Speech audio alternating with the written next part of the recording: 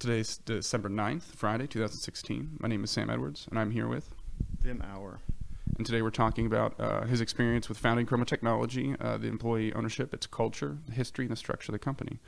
Vim, would you like to introduce yourself and talk a little bit about what you were doing before Omega or even at Omega?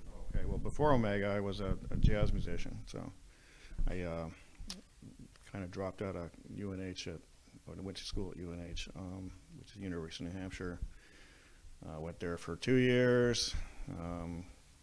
Was really sort of in love with being a musician, so I left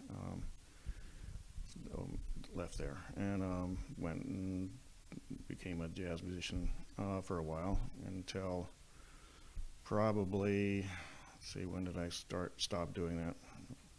Probably around 1985. It was very difficult.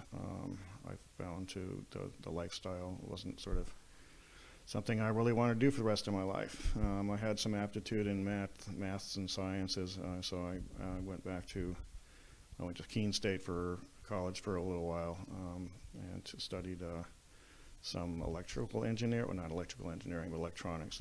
Our engineering department isn't very robust.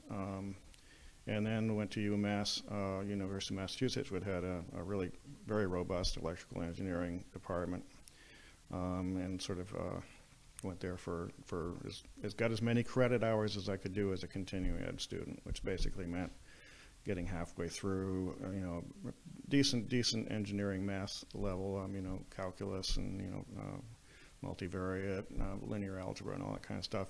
While I was there, I also began to look at computer programming, because a friend of mine, when I was a musician, had gone to UMass and done their computer engineering syllabus there, and he was very happy with it, and he kind of imbued me with some of the I got kind of excited about it. So I ended up doing that for a while, while I was still trying to be a musician. So then my father died, which is kind of earth-shaking for me, as it is for most people.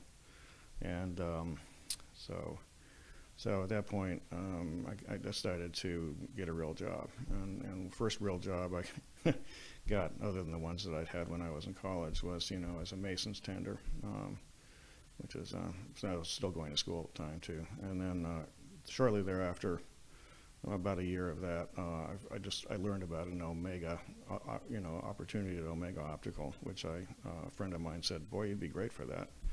And I still went there and put on my suit and went in there, and nobody had a suit there, and I was kind of they were kind of laughing at me a little bit. But so I interviewed, and they had a very strong interview process there, where they basically interviewed with just about everybody in the company, and I'm pretty sure that the other founders probably spoke to that a little bit.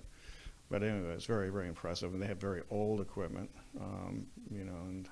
but the thing that really kind of probably the most striking memory I think of that interview was looking through an optical filter at a diffraction grating, where all of a sudden you're seeing, what the diffraction grating looks like, sort of a rainbow, and then you see the optical filter, and then it's very obvious what it does. And that had some sort of analogies to, the music business too, because in sound design and stuff like that, there's things like notch filters and shaping things. So it made some sense to me. I'd also had at the same time I'd acquired before I was at Omega. I'd acquired, a couple of computers, but I actually had an IBM computer that I bought with the money that my mom gave me occasionally, sort of as a way of getting through the tax issues of inheritance. I would receive, a couple $1,000s a year, and so I invested one of those couple thousands of dollars in a computer, and got really quite interested in computer programming, which I brought that to Omega as was one of the things that they were interested in, and the other thing that they were interested in is, did I know how to fix my own car? Which the other hobby that I had at the time was keeping my old Type 3 VW, square back on the road that I bought for $300, and I rebuilt the motor and all that kind of stuff. And Bob Johnson, the president and owner of Omega, was impressed by that because he was a car enthusiast as well. And anyway, I learned how to shoot, what they call shoot runs, which is basically, sit next to a deposition chamber and watch the intensity of the light, by essentially looking at a needle, that it sort of shows the intensity of light at some wavelength, and gradually figured out, how to actually do it. It was more of a very much of an art, sort of trying to filter all the noise and issues around that very, very antiquated and very poorly set up equipment that they had there. But we were able to create filters, and I thought it was fun. Also, it was a great job because they were very, very loose, or initially anyway, in what you could do and when you wanted to do it. So I could come in anytime I want. I used to, when I was a kid, I wasn't a kid then, but I had recently taken up windsurfing. So I would, on any day that the wind was blowing, I'd go over to Spofford Lake and, in the middle of the day and sail. And then come back and work at night. So it was completely free form, and it was perfect for me. How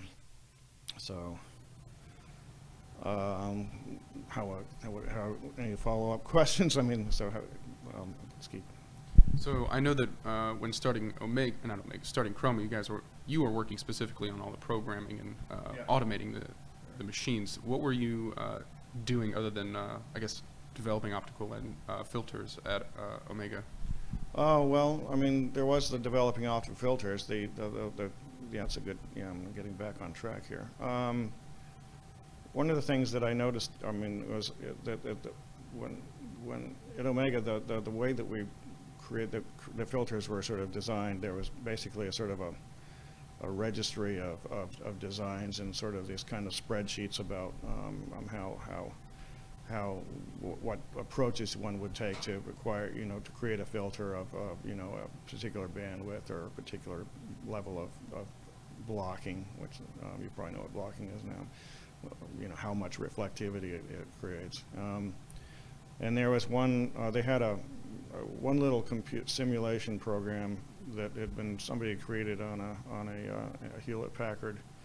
I can't remember what the model number was, but it was a very, very basic computer program that had the math, that you actually need to, the calculations you need to perform to sort of create or to do the analysis or pre-analysis, pre-characterization of a filter. And so that information I found, I figured out where that came from. It came from a book by Angus MacLeod, which is basically the very seminal text for this sort of calculations. And since I had my computer at home, I thought, boy, wouldn't it be neat to write a computer program myself to do this, because I enjoyed programming. So I did.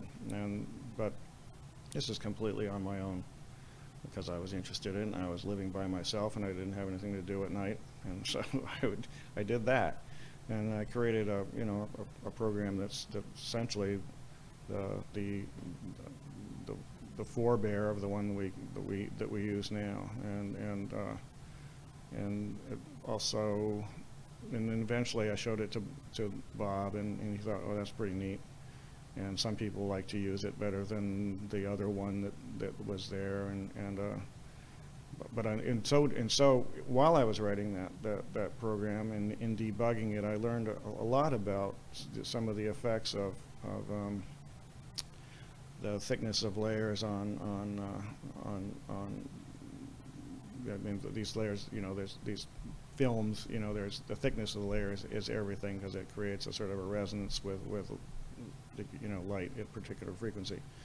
And so one of the things that happened to me is I was doing some testing. I tried to make this a very sort of, the program was to be easily it was to interact or allow a person to sort of see how adjusting particular layers affected things. And so I created sort of a kind of like a spreadsheet, I guess, but it was also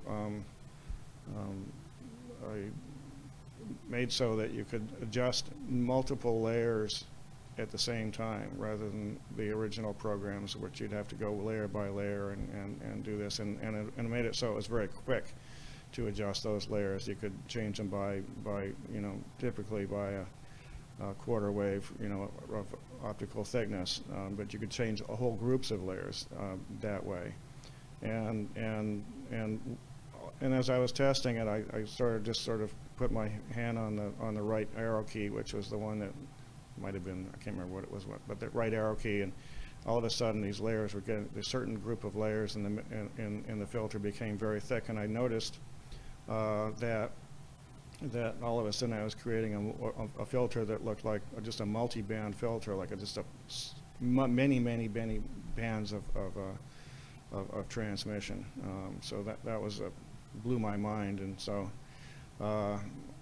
so I thought that's interesting. Maybe I could make a filter that would transmit 2 laser lines, from an argon ion laser, which is 488 and 532. I can't remember what it is. Yeah, might be 40. I can't remember what that is anymore. I think it's 488 and 532, or excuse me, a filter that would transmit maybe multiple laser lines.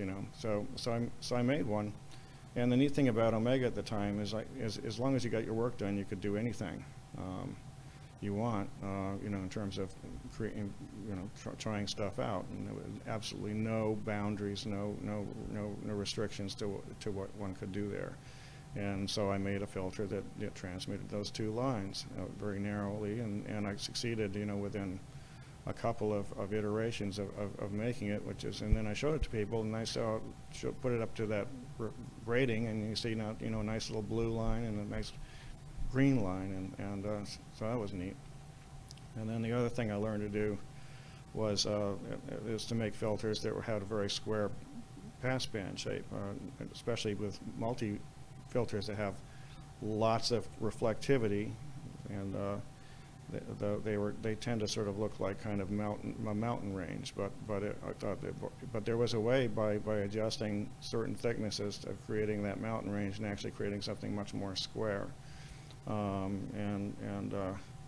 so that turned out to be useful. So it basically, while having done the computer programming of this thing, I actually was able to inform people at that company of different ways of making filters and sort of improving things, which not because I was smart at, particularly brilliant, but because I just happened to create this program that happened to allow me to make changes and to actually see the patterns of those changes, and how they affected the spectral response of these filters.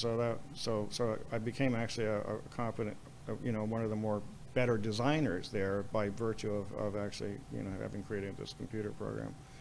And the other thing, so that's a big deal. And when Chroma was started, I knew a lot about that, and by the time that I left Omega, I had done some of the initial multi-band filters, for the University of San Francisco, a guy named Dan Pinkel, who was interested in actually doing fluorescence microscopy with multiple dyes, and so actually painting various features of cells, with different colors, and which is very powerful. And Paul was at the time the sales guy there. He realized that I knew how to do this, and he knew how powerful it was, and he had the insight actually to know how important it was in the market.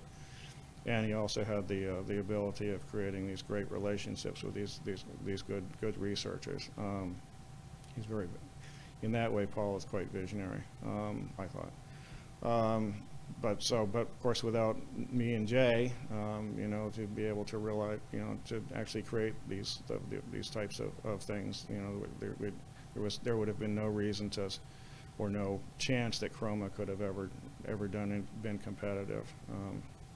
You've probably heard that that as while at Omega, it was becoming increasingly, is a growing company, and it became increasingly sort of structural. I think there he was struggling with much of the same things that Chroma had to struggle with in its infancy, in terms of who gets to make what decisions, and the sort of the onset of management, and so you've probably heard from the other founders a lot about this. But one of the things that bothered me at Omega, was the sort of the favoritism that the individual Bob would sort of give. He would sort of play games with people a little bit, and if he didn't like somebody, or somebody disagreed with him about that, he had very sort of unpleasant ways of making them, disenfranchising them, and I felt that was unfair, and so I became sometimes quite angry with him for not sort of being fair with people, and then of course you've heard that Paul was falling out with, I think, Paul's strong personality, and he and Bob began to struggle with each other, and eventually it resulted in his being fired, and the rest of that history. Did you interview Frank as well? Yeah, I interviewed Frank. So I also want to talk about what your relationship was during that time with the other founders. So I already talked about Paul a little bit, and I mean, you can start with Frank. Well, I mean, Frank was a mentor there. He was a very articulate and funny and amusing person. He was also English, because I'd spent some time in England when I was in the music business. So I'm kind of a bit of it was nice to talk to somebody that knew that country and that had lived there, because I'd lived there as well. And so Frank was really great. I knew Dick. Dick was also worked right around the corner from me. See who I know. Knew Jay, not as well as I knew the other guys. Jay was, I didn't interact a whole lot there, but we did. When we interacted, it was certainly respectfully, and with I had a great deal of respect for him. And then Paul was, I guess this, you've probably heard the story about meeting in the Mole's Eye, Paul and I would, and some others would often go out and drink beer at various establishments around town, and we had a, kind of a great social life that was, while sort of bound up in or related to being at Omega, was also just, we became friends, and so we'd spend some time in the bars together and complain about stuff, just like people do, whatever was happening at Omega that was pissing us off, I guess. And those conversations resulted in, dreaming up what would end up being Chroma. Well, they yeah, I mean, not initially. I think it got there to that some point when Paul, realized that his days at Omega were numbered. Thought, geez, wouldn't it be fun to try to do this ourselves and try to create a company which was sort of would right the wrongs that we saw at Omega, where people couldn't be sort of fired or dismissed out of for personal reasons. Some of the people that got fired at Omega were their most devoted employees, and if you just happen to cross somebody or cross Bob actually, then he would simply strip you of any of your just not allow them to do what they're there to do, and eventually they would just feel they had to leave, because I can't sit here but he wouldn't fire them exactly. He get somebody else to, eventually I think he got HR people to do that for him. But we were very interested in sort of creating a system which was much more egalitarian, where the wealth was completely, everybody had worth, and the idea that somebody could be fired as for whatever reason just seemed we didn't want to do that. Paul especially didn't want to do that. I mean, he's probably told you his firings in various other companies and how devastated he was by that experience, and because it is really tough, if you lose a job, it's hard on you emotionally, and he didn't want to subject anybody at Chroma to that, and neither did I. So we just figured we could make this small little company. We'd all make our living wage, and we didn't really expect it to get this big, that's for sure. But it did. And you all chose employee ownership as a model for which to create an egalitarian company. Well, I don't think that I was as much interested in the employee ownership as Paul was. Paul was, he told you about his raising and his parents, and and where he grew up and all that. So he was much more politically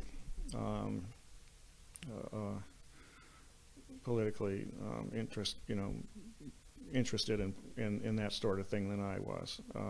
Actually, when I was probably one of the people that was least interested in employee ownership when we got in there, and when we first started the company, I think that what I wanted to just have whatever percentage. I mean, it's going to be 6 or 7 of us. I wanted to have that percentage of ownership, in perpetuity of the company. But Paul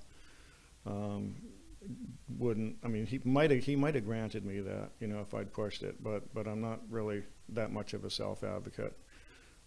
So I kind of decided that it was, better to, go in with the same intentions as everybody else was going into the enterprise, because like I say, I'm not that much of a sort of a self-advocate. I mean, I'm a self-advocate, but I'm not, that strong. And I sort of believe in fairness, and I also believe in being cooperative with people.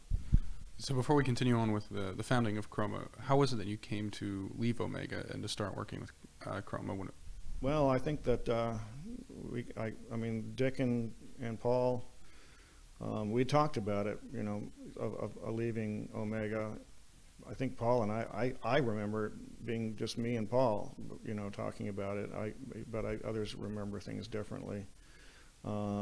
So it was something, but I was much less interested in risking my job than they were. So I was kind of one of the last people to leave there. I really wasn't. I was kind of afraid of burning bridges, there. So they actually started, got the thing going, and I kind of continued to work at Omega. And I probably should have left, at the same time that they did, but I was a little bit afraid of not having an income, so I I didn't want to burn my bridges either. I didn't have as much of a sort of a problem getting along with Bob as Paul did, for sure, But Dick was the first off. When Paul got married, then they were fired. Dick, quit at that point, and I was, and there had been sort of this idea that we would found this thing together, but I kind of stayed on for a little while.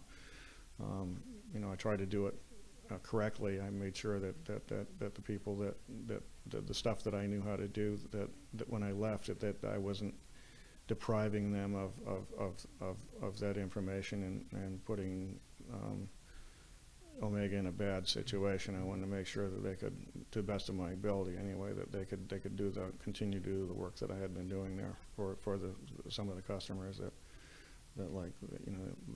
who relied on that technology.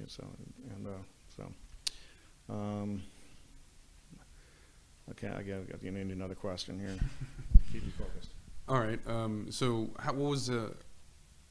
what fostered the final move for you to leave Omega and start working with everyone else? Yeah, that was what fostered the final move was that they had gone out and rented space at the cotton mill, and then I made the decision that I would leave. Once the space was sort of fitted out.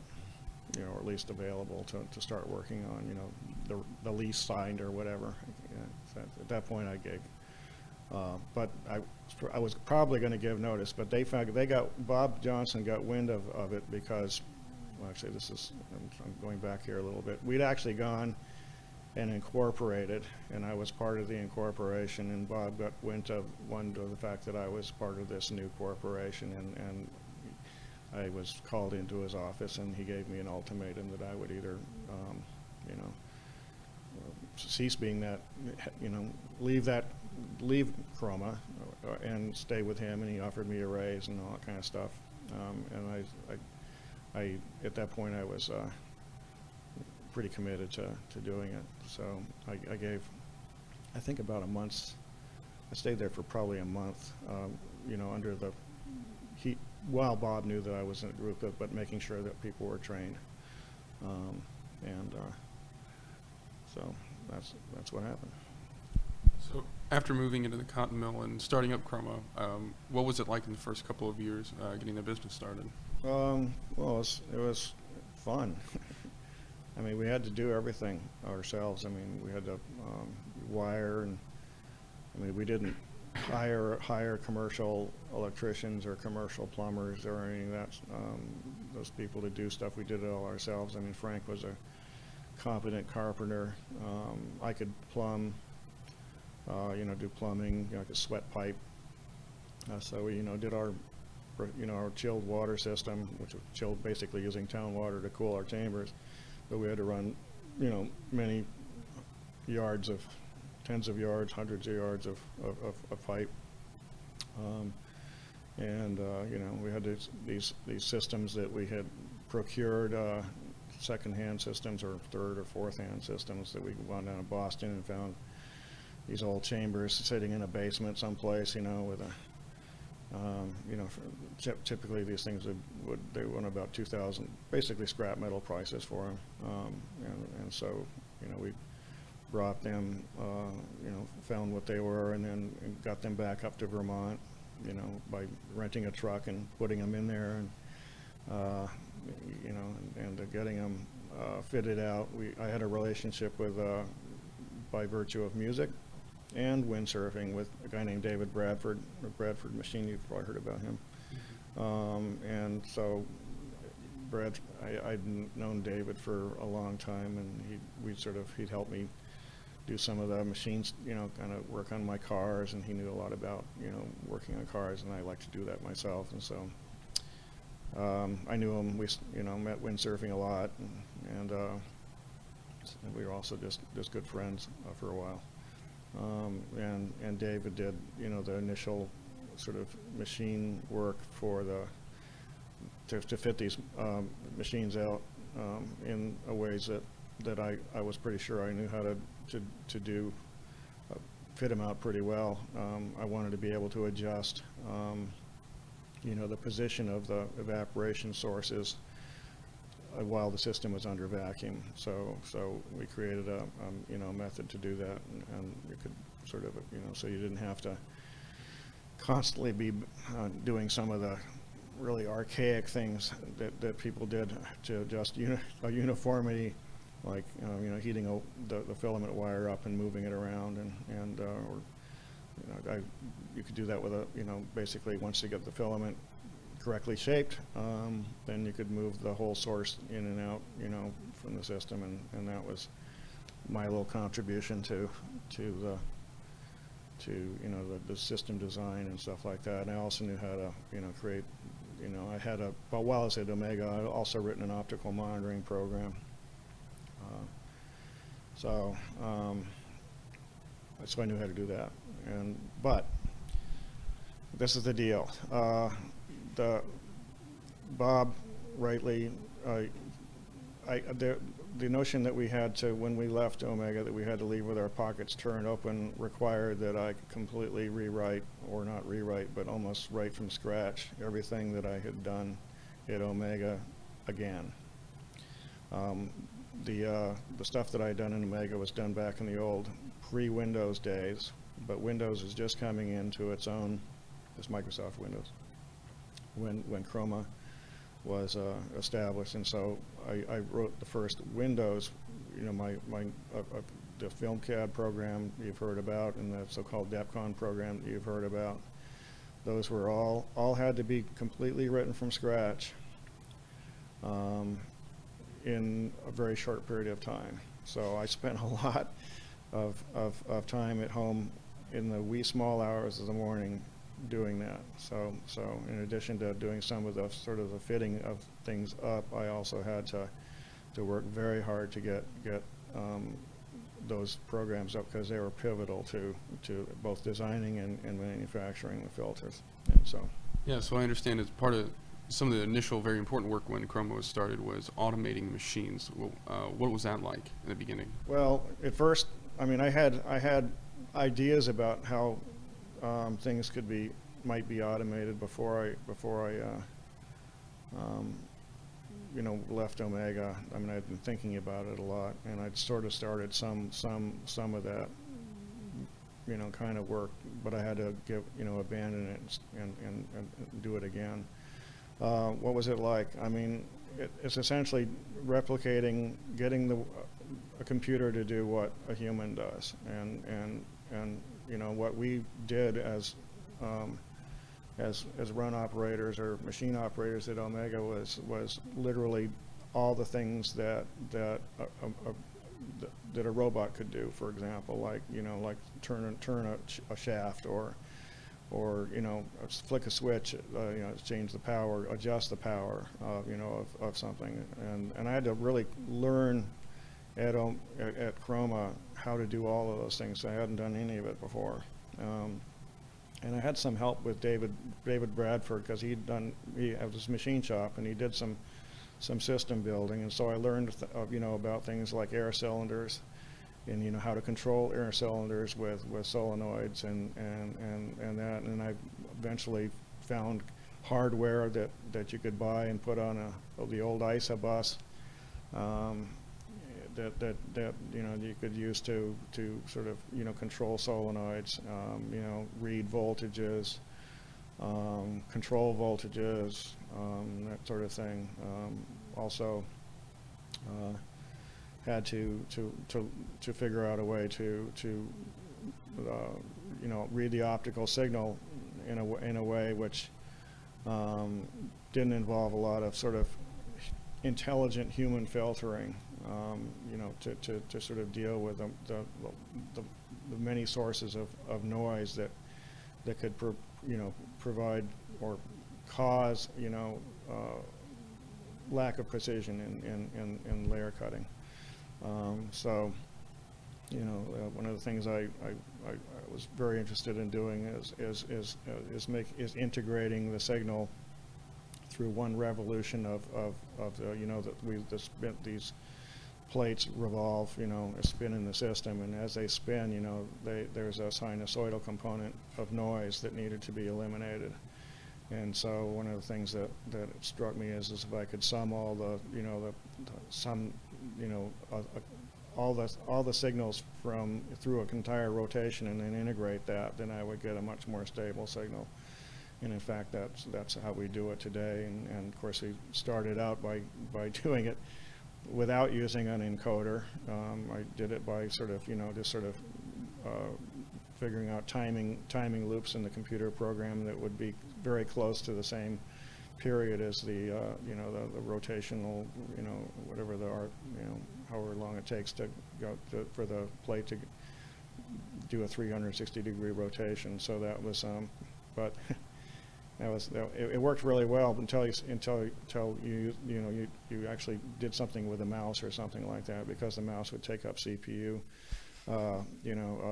CPU cycles and change and create beat frequencies in the signal. And if you know anything about music and beat frequencies, it means that you get sort of it takes this lovely flat signal and it makes it into a mess. And so I had to figure all those things out. Okay. So it was a lot of fun. Cool. So as the 90s progress and that the work that you were doing is progressing and Chroma was expanding, these ideas about employee ownership and whether or not that you were back in the beginning, how did you see them play out in Chroma that like you said, maybe correct some wrongs that y'all experienced at Omega? Well, Oh boy, that's a loaded question, and it's difficult. Well, I mean, initially there was seven initially, and then six equal partners, and we would all meet. Eventually, of course, we would take more and more people on. Everybody was paid the same for a long period of time, which I still regret that we had to abandon that. And, well, except for enriching myself a little bit, but the idea that everybody could be on salary and come and go as they pleased was great. Paul was the standard bearer for it. I think Jay was, Dick and Jay also were fairly convinced that it was the ethical thing to do, and it is ethical. It's not. I mean, it's still ethical. I mean, it's also problematical because employee ownership initially everybody thinks that they have equal say in things, and it's a one person one vote institution, and that has some benefits when a company is small, but it begins to be very burdensome and cumbersome when a company gets larger. And so what generally, I won't say generally happens, but what certainly happened at Chroma is that sort of personalities, the force of personality and the force of vision, and began to sort us out into leaders and followers. I got to take a break right now and have a banana because I have a hypoglycemia problem. So okay. If I could do that. Yeah. So I guess I was having eaten my banana. Now I'm going to try to. Yeah, so the company began to organize itself into sort of personality types. Paul's clearly a forceful person, very very visionary in a way, and pretty sure of himself, or certainly sure of what very invested in his beliefs, and obviously we all had our own areas of expertise, and so my expertise, was obviously the building the machines at that time, certainly the programming, and I was also a pretty good designer at the time. I created some of the earlier filters that we put us on the map, wideband, high multi-cavity, high signal to noise filters that got us into the microscope business pretty competitively. Jay obviously was probably the most knowledgeable about optics in general. He had also gone and studied physics at Brown University, and so he had a much more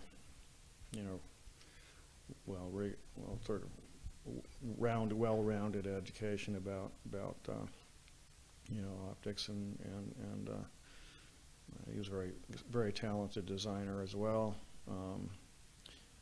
Some of the math that I'd done on in the FilmCAD program, was mostly right, and Jay was responsible for getting it absolutely right. If there was, because he had a deeper understanding of, and he had studied in school the physics of, and the way that the math and the physics sort of intersect, and so he was able to make some corrections. He also had great, recommendations for things, features that he needed in the program so that he could do, work that he hadn't been able to do before, and so we worked well together.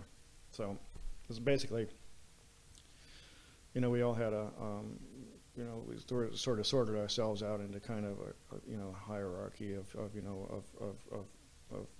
places where, Paul wouldn't, obviously, I wouldn't tell him how to sell, and he wouldn't tell me how to wire a machine, so we get to keep those division of labor.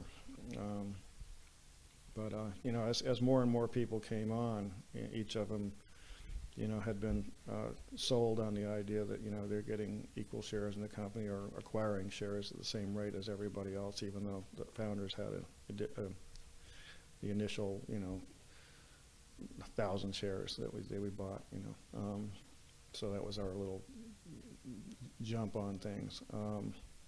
But everybody else is acquiring shares at the same rate. But everybody, as people come into the company, a lot of people are opinionated, and they all have, ideas of the way things should be, and I imagine that made the consensus model very difficult. well, yeah, it's exactly right. You've probably studied that stuff, and it did make it very difficult, and so it was early for quite a while. It's surprisingly, there was always a morale problem at Chroma, and it continues to this day. I think that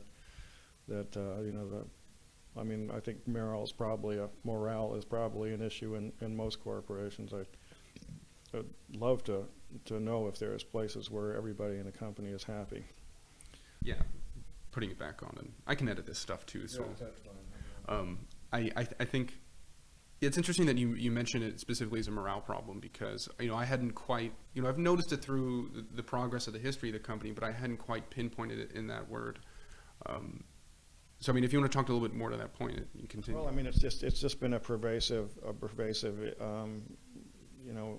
the issue of morale, just the word morale, and that we have low morale has been pervasive, since the very early days.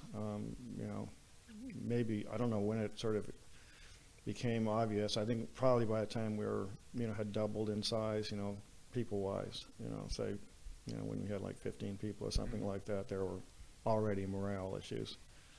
And they just continued and continue to this day. But even through the first decade of operation, even the massive increase that I've seen in sales, the mid 2000s, was that morale problem separate necessarily from the increase of sales and reaping those benefits and the rewards of that? Well, it can't be separate. It has to all be intertwined. There wouldn't have been a morale problem if there had been, we hadn't grown. Maybe there would have been, because maybe, I would have decided that I hated Paul's, didn't like him anymore, and, didn't want to see him, but that didn't happen. But but as people would, I think people, when they feel disenfranchised, for whatever reason, maybe because nobody's listening to them, or maybe because they have to do a job that's less, enjoyable. It was kind of, when we first started, the janitor or anybody that did the cleaning would have had the same. Paul was very, very. He's probably taken it back now, but he said, everybody has the same value. It's everybody brings something critical to the company, and so that was kind of the lure, as we brought more and more people on, the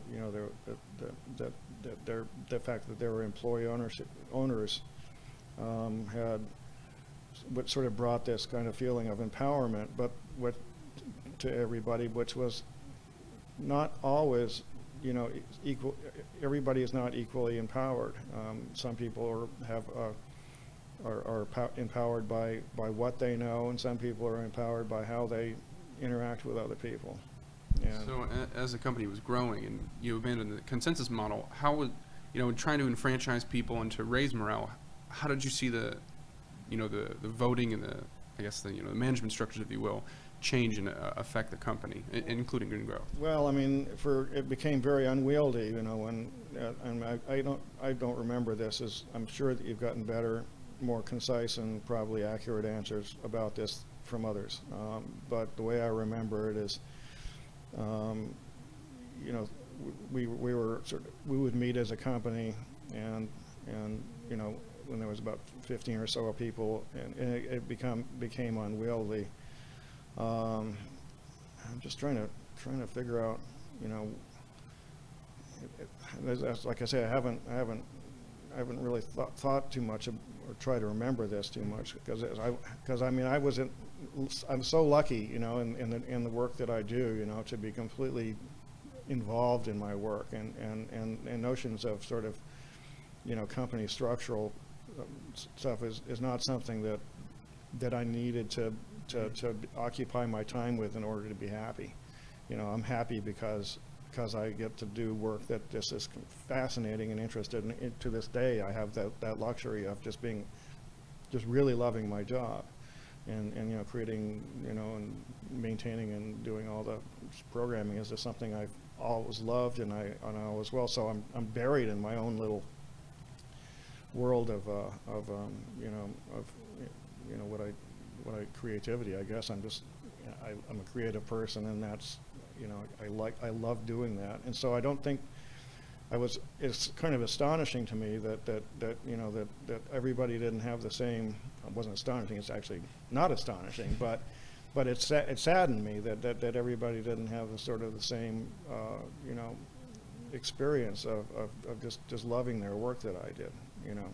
And I think your response about being so invested in your work and being much less invested in, you know, in the structural issues of the company highlights, you know, regardless if you can remember, I think it highlights your experience here through the company and being a founder, because that disenfranchisement from, you know, the structures of controlling the company, you know, they're multitudinous. You know, why someone is disenfranchised, you know, maybe because they literally aren't getting their voice heard. But on the other hand, it seemed like your work was so involving for you that you weren't too worried about controlling the direction of the company. No, I'm not, and I'm not you know, I've always, yeah, that's kind of true.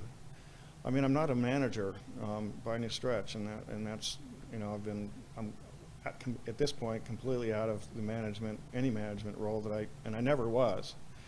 But right now it's, you know, as of late, you know, I am absolutely not a manager, you know, but I'm also, you know, people kind of leave me alone and don't try to manage me either, which I thank Paul for creating that space for me here, you know, because it would be, but, you know, I guess it's probably easier to talk about disenfranchisement, you know, not so much, I don't know if I can talk about it in a sort of a timeline as, you know, as how this has, you know, people become disenfranchised over, you know, as the company has grown. Obviously, you know, now we have a structure where we actually are actually have begun, and to you know, have a real management structure where, and that has disenfranchised people who came to this company on some level. It's been kind of, they felt like the sort of this lure of employee ownership is kind of not being realized, because in some now people are being told, you know, what to do, when to do it, how to do it. You know, Do you think some of those mechanisms might be due to pressures of what customers want and maybe what the market? Absolutely, no. There's no question.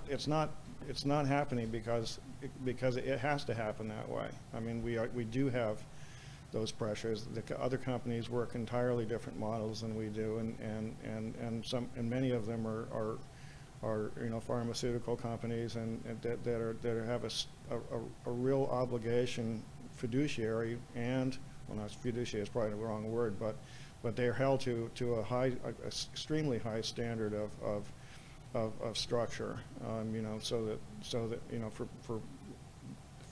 if for no other reason at all, so that they can avoid being, you know, lawsuits and stuff like that, because there's you know, legal exposure when dealing with the lives of people. So it's obvious, you know, what we're dealing with, and in order for us to survive, we absolutely have to figure out a way to do that, and that's probably one of the sort of the difficult problems of employee ownership for us, is that we started off so strongly employee owned that we've had a difficult time adapting to the, you know, what the external business world requires us to do. And you know, now you know, I'm sure that there's companies that have done a better job of it than we have, and I'm hoping, you know, obviously that we'll figure it out here. So, you know, you've kind of hit on a couple examples so far, but, you know, over your experience here at Chroma, what are some events that, you know, in your mind remark changes in the company?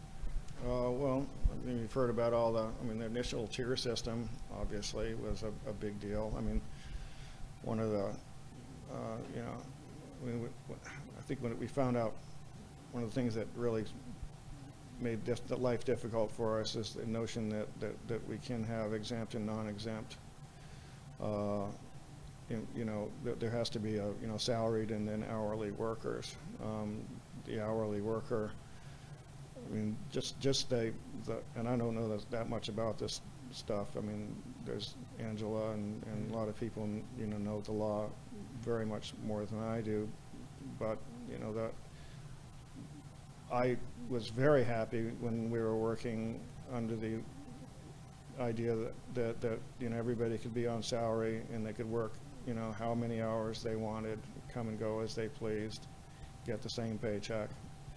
And when we found out that was not legal anymore, that was a watershed for us, certainly for me. You know, there were some of the other things that, you know, as we're struggled with decision making and communications, you know, decision making, and then the notion of making sure that everybody has the right information. You know, we began to organize ourselves into sort of, you know, management groups. I mean, there was this, you know, the steering committee is the latest, well, not the latest, semi-latest incarnation of that. There was, you know, I can't remember all the other names that we had for these groups of people that would meet and then try to, you know, create, you know, structures.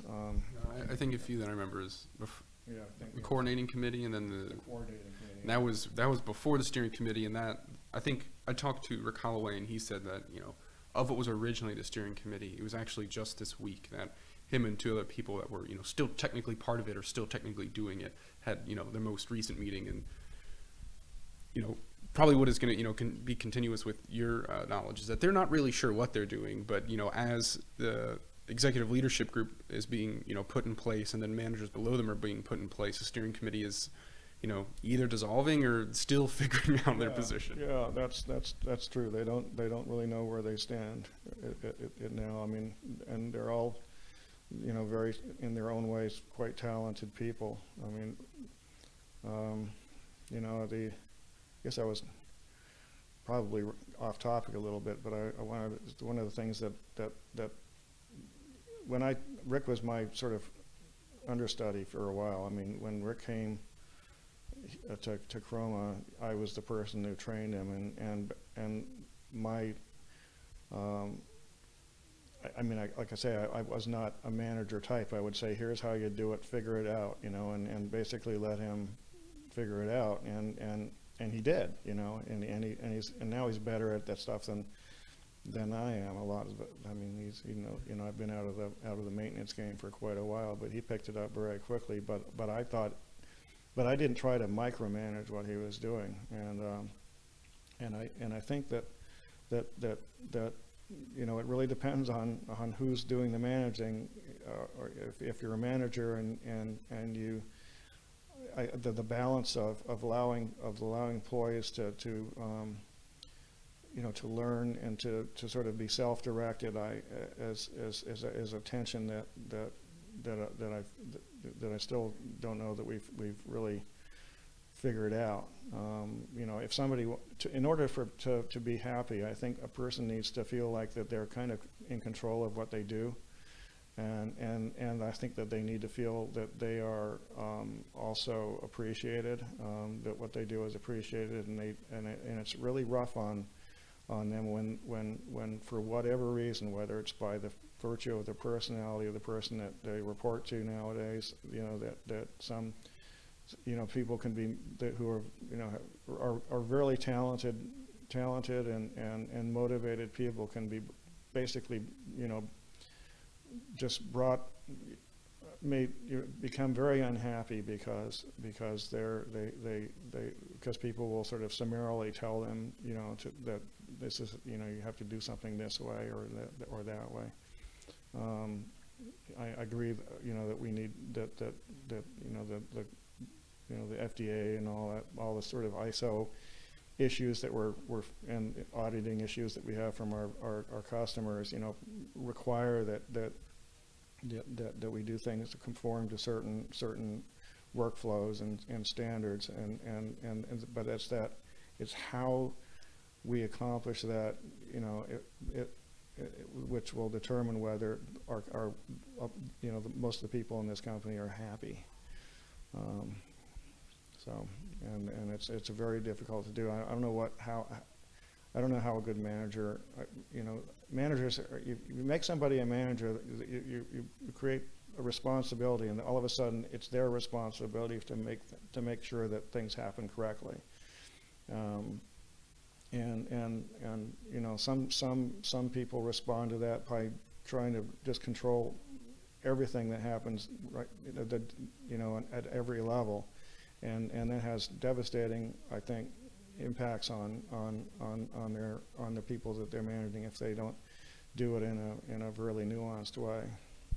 And I think as my interviews have gone on, and kind of what I've observed at the company, the development of certain managerial positions, they're being scrutinized, at least by some people in that process of developing the positions, to make sure that people aren't, people who are being hired from the outside into those positions, and those coming in from inside the company, those positions, they're not being managers. They're being these leaders, these kind of people that aren't micromanaging. And I'm really curious to see over the next year and getting into the new building, and how as a company expands to fill that, how those managerial positions not only develop, but also who fills those and how they act. Yeah, I'd be interested in seeing that too. It's I don't know. I mean, if you get the right person, one of the tensions about management that I've heard a lot is that from people who have worked in other companies, the people that they refer to as having been their most successful managers are people that actually know how to do the job that they are doing, and that's not something that we've done very well here. People have become managers and actually not have a background in how that work is done, and that is a big tension right as we speak. It's because because you have in some instances people who have been doing jobs for decades, being asked to or sort of change the way they're doing the work by people who actually may or may not have a real solid understanding about what they're asking them to do, and that's an issue. I mean, I think that it's possible that if you, I mean, to me, a manager is somebody who is a conduit of information, who is actually at the service of the people that they're managing. I have a problem. The manager tries to make it right for you. As opposed to, you didn't sign your, you didn't clock in at X, at some particular period of time, and I'm going to write you up for it. And so somebody have, and in this instance where we actually have, people in positions of authority that are sort of struggling with the people under them, on a personal level, that's not good. Even though their intentions are both to do a good job, the effect is to be pretty demoralizing for otherwise very effective workers, and it's happening now. So we're here at the cusp of an hour of this interview. Is there anything that you wanted to talk about explicitly, or make any final comments on what we've talked about today? No, I don't think so. I mean, I've rambled. I mean, if there's anything else you would like to know. I think how you were talking about your experience, particularly with the culture and the kind of things that you've talked about, I think you've hit on, for the most part, maybe some final comments on, over the years, how you've seen, the culture of employee ownership shape here. And you've talked about these struggles between being an employee owner, or seeing people who are employee owners here and the relationship to management and whatnot. Maybe talk about a little bit about that. Geez, I don't know what to say. It's is that you want me to a summary here? I mean, it is a really broad question. It just depends on how you want to answer it. Well, I mean, I guess what's missing in what I said, it would be a good question for you if you can sort of give me a little bit more, if you want to home in on some element of what's missing in what I said, you can tell me what that is. You can go off record now if you want. And then we can start over again if this is train wreck. I don't think it's much of a train wreck. I guess because the way you've talked about your experience with employee ownership, you weren't too involved or necessarily disenfranchised from the voting structures. And for a lot of people, developing cooperatives and employee-owned companies, there's a lot of focus on how things are managed and how people, are enfranchised in that system. Right. So I think you have had a very peculiar relationship with that culture compared to, both people I've talked about or talked with inside the company and outside in other employee-owned companies. So I'm not even sure if, based on your responses so far, I'm not even sure if there's anything else I want you to talk about because you already kind of explained yourself. Okay. All right. So then we're done, I guess. Cool. Thank you very much, Vim. Yeah.